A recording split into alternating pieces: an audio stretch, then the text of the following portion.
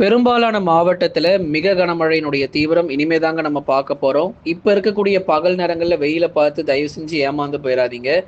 இன்னும் ஒரு நாள் தான் இருக்கு நமக்கு.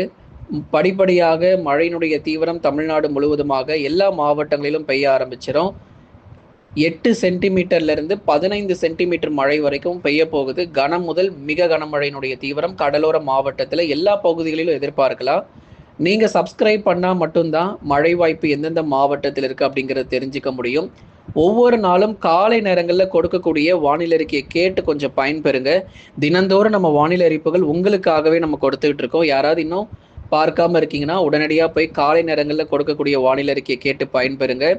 சாதாரண மழை பொழிவாக இதை எடுத்துட்டு போக முடியாது. ஆகஸ்ட் 2ஆம் தேதியிலிருந்து 8ஆம் தேதி வரை மிக கனமழை பெரும்பாலான மாவட்டத்தில் புரட்டி போடும் நண்பர்களே. ஒவ்வொரு நாளுமே நம்ம சொல்லிக் கொண்டிருக்கிறோம் எந்தெந்த தேதிகளில் மழை வரும் என்று பார்த்து பயன்பெறுங்க. லிங்க் நமக்கு டிஸ்கிரிப்ஷன்ல இருக்கு.